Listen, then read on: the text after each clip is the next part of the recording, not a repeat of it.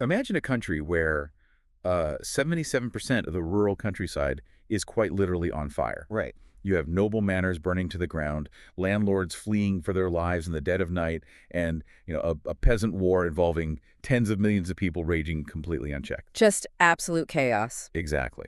State authority has simply evaporated. Yet, if you open a standard historical textbook, you will often find the political earthquake that followed the October 1917 Russian Revolution described as this dark, conspiratorial minority coup. Yeah, a midnight putsch. Right, executed by a tiny, secretive handful of fanatics operating out of a basement somewhere. Which, I mean, is just a mathematical and logistical impossibility. It really is. You cannot reconcile the idea of an isolated secret conspiracy with the undeniable reality of an entire empire tearing down the existing social order from the bottom up. So, welcome to the deep dive. Because today, for you listening at home, we are tearing apart that mathematical impossibility. We are diving into a historical landscape that resembles, well, a corrupted crime scene, where the evidence has been tampered with by a century of political detectives who all brought their own ulterior motives to the investigation. Oh, absolutely. To get to the bottom of this, we are putting a towering stack of original sources on the table. We are going exhaustively through chapters 34 through 38 of Leon Trotsky's History of the Russian Revolution. A monumental text. Yeah, and we're combining that firsthand account with the groundbreaking archival discoveries of modern historian Professor Alexander Rabinowitch.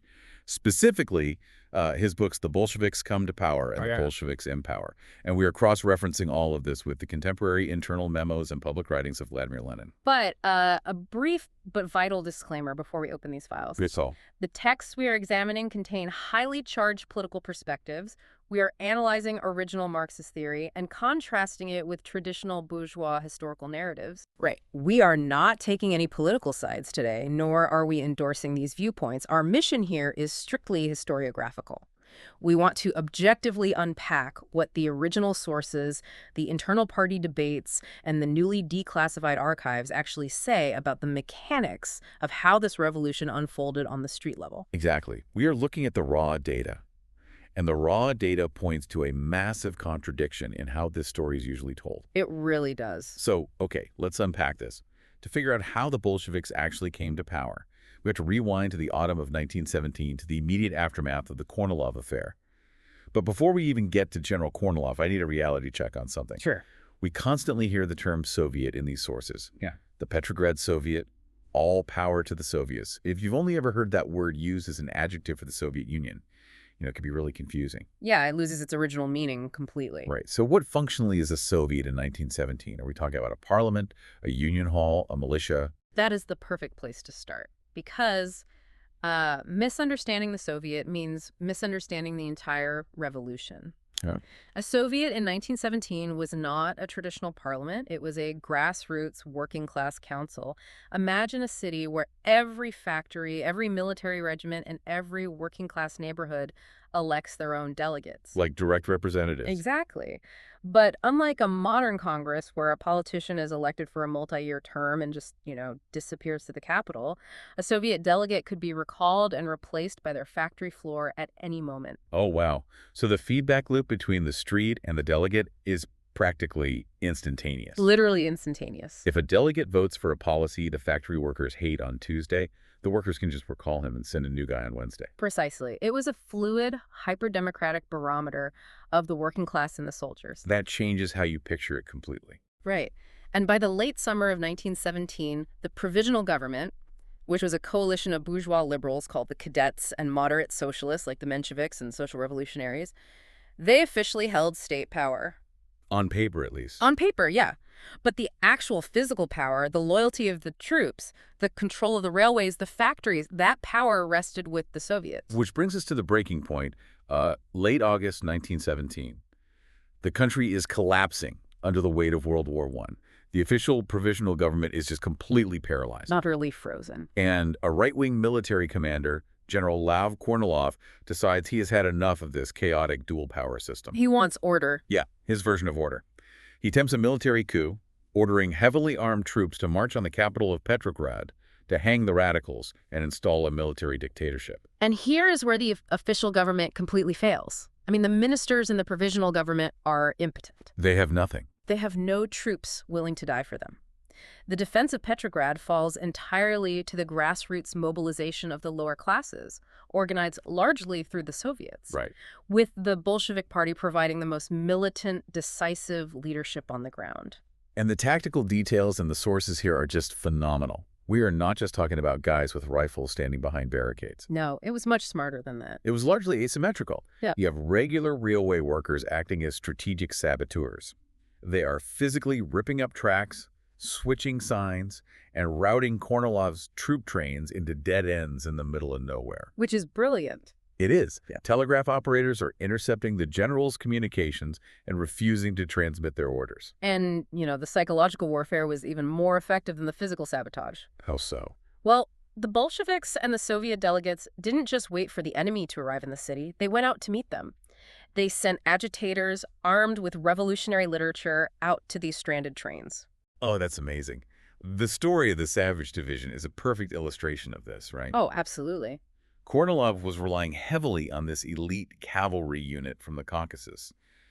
They were famously lethal, and Kornilov assumed they wouldn't hesitate to slaughter the workers of Petrograd. But he fundamentally miscalculated the environment. When the Savage Division's trains were halted, Soviet delegates, specifically Muslim representatives who could speak their languages, went directly to the cavalrymen. Right out to the tracks. Right out there. And they explained what the revolution was actually fighting for. An end to the imperial war, land for the peasants, and democratic rights. They asked these soldiers, why are you marching against your own class interests to install a dictator? And the cavalrymen actually listened. They did.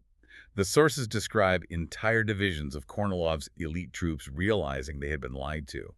They literally raised the red flag, formed their own regimental committees on the spot, and refused to move another inch toward the capital. It's incredible. Kornilov's terrifying military coup simply evaporated without a major pitched battle. Just dissolved. The physical threat was neutralized, yeah. But the political fallout was absolute. The Kornilov affair stripped away every illusion the masses had left about their leaders. Wait, I'm struggling with the math here, though.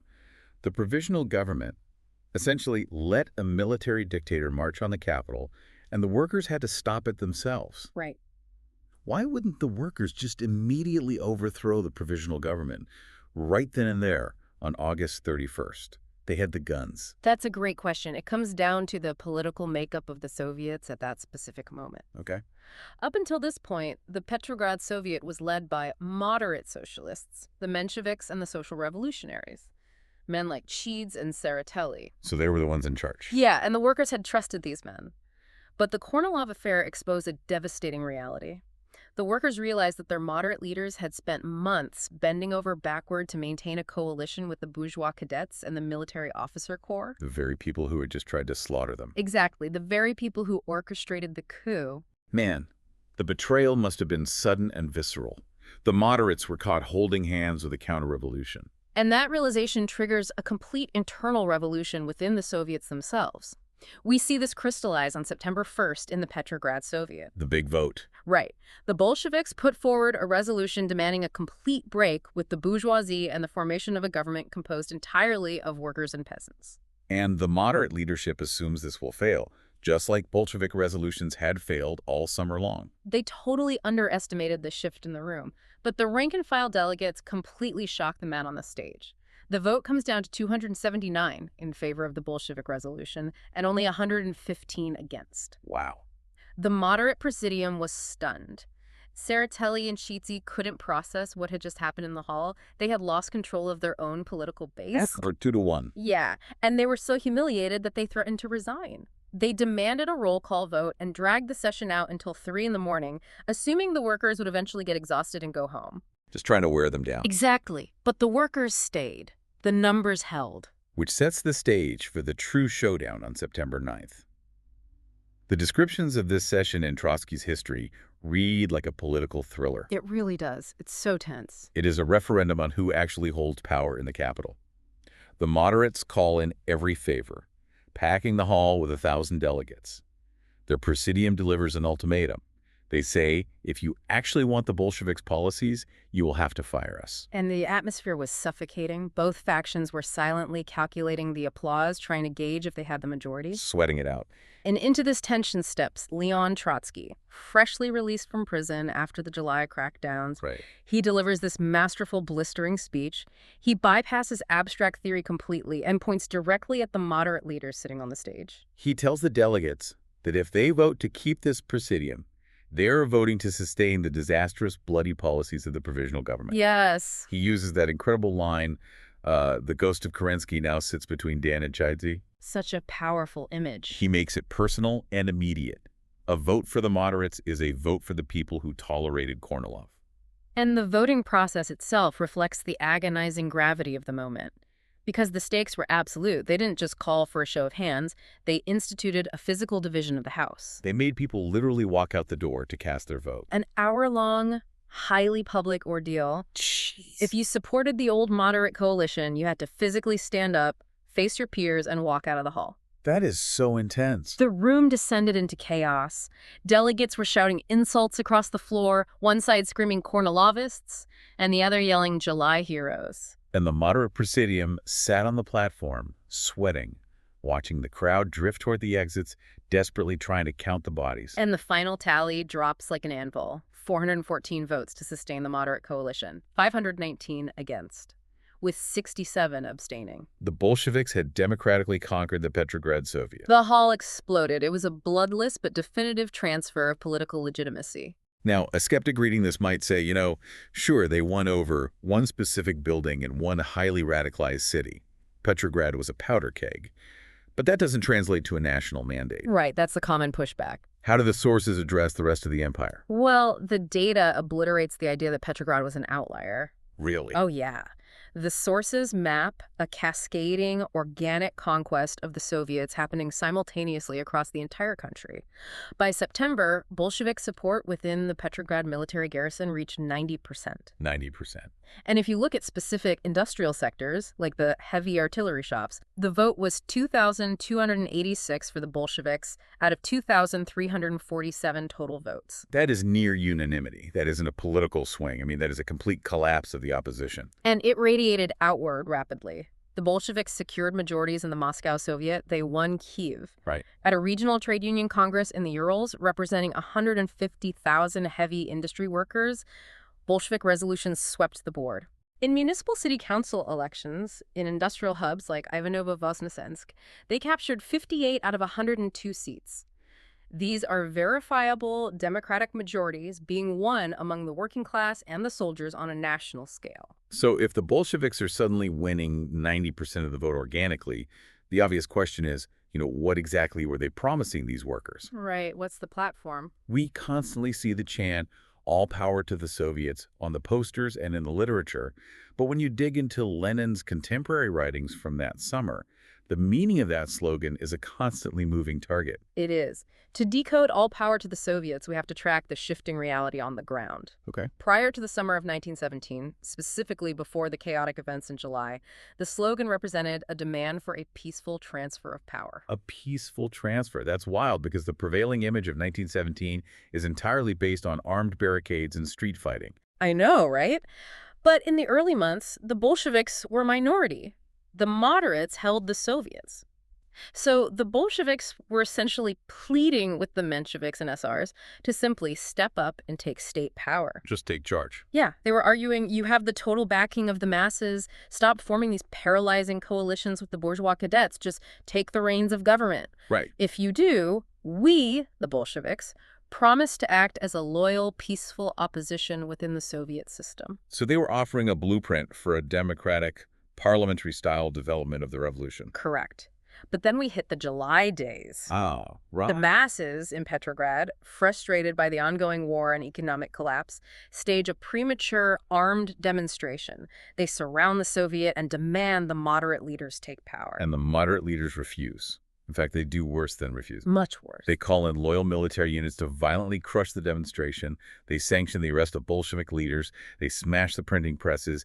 And they actively disarm the radical factory workers. Which forces Lenin into a radical reassessment. What is fascinating about Lenin's writings in August is his strict adherence to analyzing objective reality over clinging to catchy slogans. He doesn't just stick to the marketing. Exactly. He observes the moderate Soviets actively colluding with the bourgeois government to crush the left wing, and he explicitly orders the Bolshevik Party to drop the slogan, "All power to the Soviets." He shelves his most successful piece of political marketing. Why? Because, as he wrote, demanding power to the Soviets when the Soviets themselves had effectively become the police force for the counter-revolution was, in his words, obvious nonsense. Let's use an analogy to map this out for you listening. It is like being a passenger in a hijacked car. Okay, I like this. Initially, you are sitting there telling the driver, who represents the moderate Soviets, to take the wheel, ignore the hijacker, and drive to safety. You believe the driver is ultimately on your side. But after the July days, you realize the driver has purposely handed the keys over to the hijacker and is actively helping him lock the doors. You can't just politely ask the driver to take control anymore. No, the driver's fully compromised. You have to physically take the keys away by force. So when the Bolsheviks finally win those democratic majorities in September, the slogan, "All power to the Soviets," comes out of retirement, but its DNA has fundamentally mutated. The words were the same, but the strategic intent was completely inverted. Right. It no longer meant a peaceful transition. It now meant all power to the Bolshevik Soviets. And because the provisional government was never going to willingly hand state power over to a radicalized working class, this new iteration of the slogan translated directly into a tactical call for armed insurrection. The Soviet was no longer a parliament in waiting. It was the organizational vehicle for a militant takeover. Well, this brings us to a crucial pivot point in our deep dive. Here's where it gets really interesting. We have been incredibly focused on Petrograd, Moscow, the urban factories, and the military garrisons. The cities, yeah. But to understand why the old state collapsed so rapidly, we have to look outside the city limits. Because while the politicians are endlessly debating in the capital, the Russian countryside is undergoing an absolute cataclysm. The sheer scale of the rural uprising is staggering. And honestly, it is the indispensable engine of the October Revolution. Just how big was it? By the autumn of 1917, the sources document that 77% of Russian rural departments were in a state of open, violent revolt. 77% of the largest empire on Earth. I mean, how does a rebellion of that magnitude physically manifest on the ground? It was an elemental explosion born of desperate famine and the unbearable human toll of 3 years of total war. They just couldn't take it anymore. The peasantry had reached a psychological and economic breaking point. The forms of the struggle varied heavily based on the local economy, though. How so? In the northern provinces, where there was more rural industry, the peasants focused on felling the landlord's forests and seizing timber. Okay. In the southern agricultural belt, they organized massive, coordinated strikes and boycotts to force down land rents and wage labor rates. But in the central agricultural regions, where the land shortage was the most acute and starvation was a daily reality, the conflict became incredibly violent, didn't it? Utterly devastating. In the underprivileged central regions, the peasant war took the form of absolute destruction. They weren't just striking, they were actively wrecking the landlord's estates. Burning it all down. They burned the manors to the ground to ensure the nobles could never return. They seized the grain reserves, slaughtered the cattle, and confiscated the farm implements. Oh. They physically drove the nobility off the land. They ceased recognizing any administrative authorities, refused to pay taxes, and violently resisted the military draft. It was the complete violent dissolution of rural authority. And here is the massive contradiction that initially baffled me when reading through these texts. The peasants supposedly had their own dedicated political representatives, the Social Revolutionary Party, or the SRs. Right. And the SRs were sitting in the provisional government. Why on earth were the peasants rioting and burning down manors if their own chosen party was running the country? That question cuts right to the heart of the tragedy of the SR party.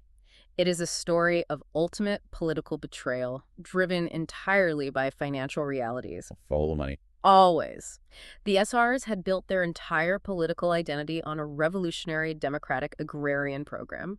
Their core promise to the peasantry was the immediate confiscation of the landlord estates and the transfer of that land to the people who worked it. So why didn't they simply sign a decree and do it the moment they took power? Because to hold power in the provisional government, the SRs formed a coalition with the cadets, the bourgeois liberal party. Ah, And the original sources expose the financial linchpin holding that coalition together. The cadet banking establishment held 4 billion rubles in mortgages on the landlord's real estate. 4 billion rubles in 1917. An unfathomable sum of capital. If the SRs fulfilled their political promise and confiscated the noble land without compensation, they wouldn't just be dispossessing the landlords. They wipe out the banks. They would instantly bankrupt the entire Russian banking system. The financial sector would evaporate overnight. So the SRs are trapped. Completely. It's like they acted like a real estate agent who promises a desperate, struggling family that he is going to get them into a home. I like this. The family trusts him implicitly. They hire him, and they wait. But once he secures the contract, he stalls. He refuses to actually close the deal. Why? Because behind the scenes, this agent is in a lucrative business partnership with the bank, and he is secretly prioritizing the bank's mortgage portfolio over getting this freezing family a roof over their heads. Right. He keeps sending telegrams saying, just wait, be patient, let's do the proper paperwork, while the family is literally starving in the street. The analogy holds perfectly because that is exactly what the SRs did. They sent official telegrams to the burning villages, ordering the peasants to stop the violence, to respect private property, and to wait patiently for a future constituent assembly to devise a legal mechanism to slowly purchase the land. And the peasants, much like that freezing family, finally realized they were being played. They realized that the revolutionary rhetoric of their leaders did not match their bureaucratic actions. Actions speak louder than words. Exactly. The peasants understood that no one in Petrograd was going to legally grant them the land.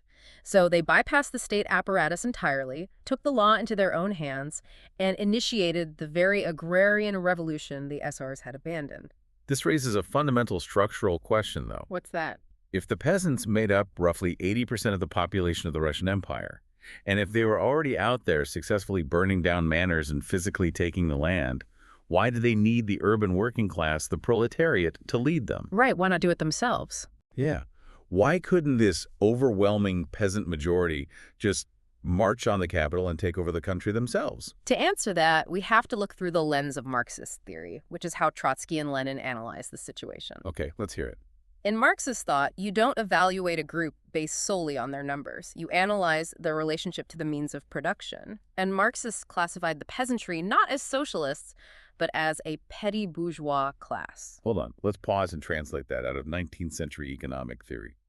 What does a petty bourgeois mindset actually look like for a starving farmer in central Russia in 1917? It means their fundamental economic drive is highly individualized.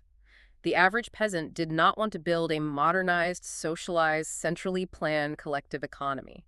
That wasn't their goal. Not at all. Their dream was to seize a private plot of land, farm it for themselves and their family, and sell whatever surplus grain they could produce on the free market for personal profit. So they essentially aspired to be small, independent business owners. Yeah. So their end goal is completely alien to the urban factory worker who wants to socialize the factory and eliminate private ownership of industry. Precisely. Beyond their divergent economic goals, the peasantry suffered from severe geographic and economic isolation. Just because of the size of the country. Think about the geography of the Russian Empire. You have tens of millions of peasants scattered across hundreds of thousands of isolated, disconnected villages. Right. Their entire economic horizon is tied to the local village market, which is inevitably controlled by the nearest city. Furthermore, they're deeply divided internally. How so? You have rich peasants, known as kulaks, who hire wage labor, and you have poor farmhands who own absolutely nothing.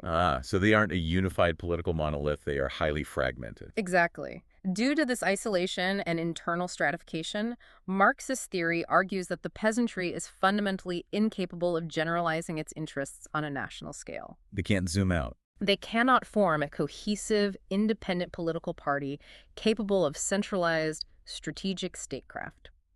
Trotsky points out that historically, a peasant uprising on its own either burns itself out and gets crushed by the military, or it merely succeeds in toppling one bourgeois dynasty only to replace it with a new one. So they can deal devastating, paralyzing blows to the old order from the rear.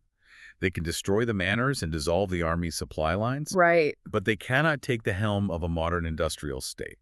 They will always eventually follow the lead of an urban class, either the bourgeoisie or the proletariat. If we connect this to the bigger picture, Lenin and Trotsky understood this historical dynamic perfectly. They saw the math. The Bolsheviks realized a crucial, inescapable mathematical reality.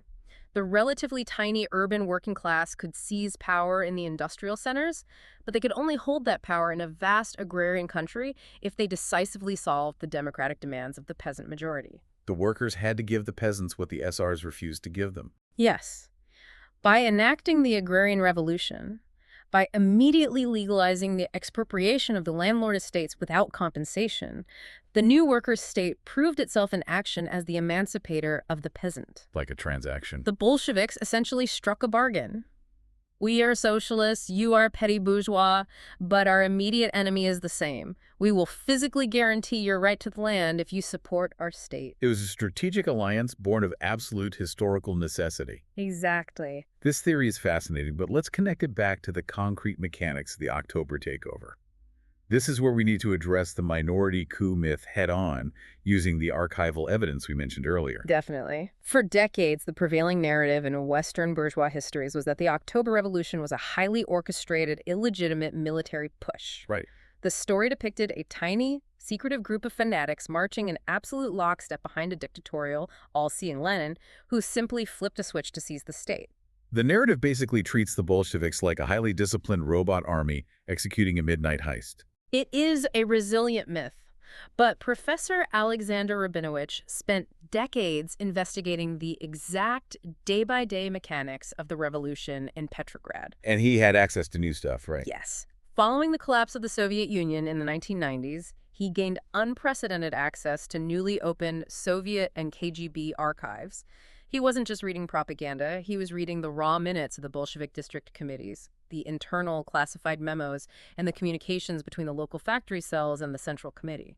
So when you actually read the unredacted internal communications of the people planning the revolution, what emerges? Yeah. Because it sounds like Rabinowitz found something that completely shatters the textbook narrative. Oh, he found a party that was the polar opposite of a monolith. Really? Rabinowitz concluded that the Bolshevik Party in 1917 was highly argumentative, deeply democratic, and incredibly decentralized.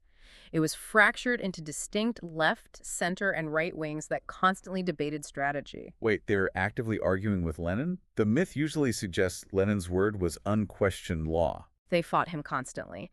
In the weeks leading up to October, prominent Bolshevik leaders like Lev Kamenev and Grigory Zinoviev publicly argued against Lenin's push for an armed uprising. Publicly?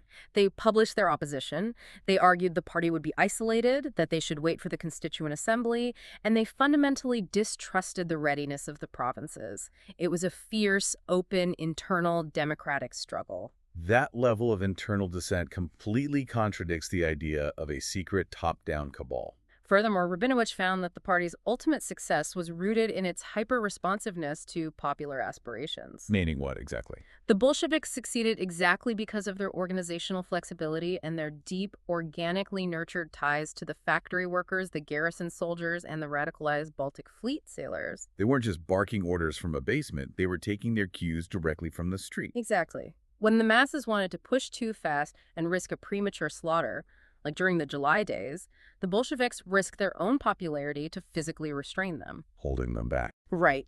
But when the masses were finally ready to move decisively in October, the Bolsheviks provided the necessary organizational focal point. So they channeled the energy. Rabinowitz's meticulous archival findings prove that by October, the Bolsheviks had transformed into a genuine mass political party.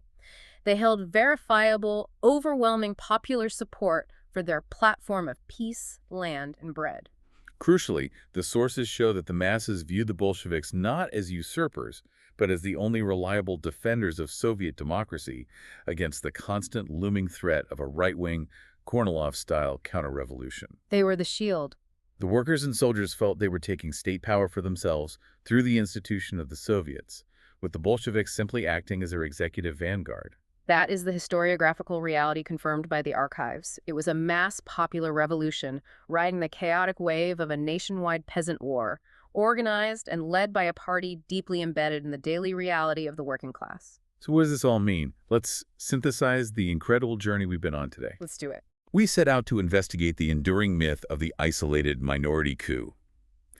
By digging into Trotsky's first-hand history and Rabinowicz's archival data, we have seen how a massive, violent peasant war involving 77% of the countryside converged with a highly organized urban working-class movement. The perfect storm. We have seen how the democratic conquest of the Soviets by the Bolsheviks, winning huge, verifiable majorities after the Kornilov defeat, shifted the very DNA of the slogan "All Power to the Soviets" from a plea for peaceful transition into a tactical mandate for armed insurrection. And we have seen how the modern archival record completely dismantles the myth of a top-down monolithic conspiracy. Right. The true tragedy uncovered in these texts lies with the moderate socialists, the Mensheviks, and the SRs.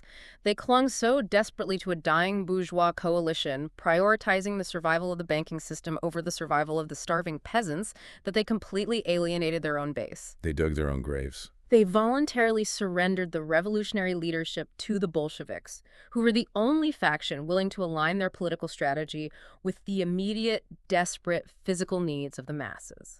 It is a profound historical lesson in how political legitimacy can vanish overnight during a crisis. Absolutely. But before we wrap up this deep dive, I want to leave you, our listener, with a final, provocative thought to mull over, one that builds directly on the theoretical frameworks we've unpacked today. I'm intrigued. We have talked extensively about how the Bolsheviks, a revolutionary party of the urban socialist proletariat, harnessed the elemental power of the peasant desire for private land to achieve their victory. It was a brilliant, historically necessary strategic alliance. It was. But consider the inherent long-term contradiction baked into that alliance from day one. As Trotsky noted in our source text, the proletariat had to use the apparatus of the state to eventually transition the country toward a socialized, centrally planned economy. Right, that was the socialist goal. But the tens of millions of peasants who had just provided the muscle to help them take power ultimately desired the exact opposite. Yep. They wanted the freedom of internal trade, the security of private property, and the unchecked ability to sell their grain for personal profit. A catastrophic collision course was built into the very foundation of their triumph. Consider how this underlying irreconcilable class tension, a fragile socialist city forced to rely on a massive petty bourgeois countryside, would fundamentally haunt, shape, and violently distort the ultimate destiny and survival of the Soviet state in the grueling decades that followed. It's a haunting realization. The victory of October 1917 was not the end of the conflict. It was merely the opening salvo of a much deeper, agonizing internal war. So true. Thank you for joining us on this deep dive into the archives, the theory, and the street-level mechanics of 1917. Keep questioning the established narratives, demand to see the primary sources, and we will catch you on the next one.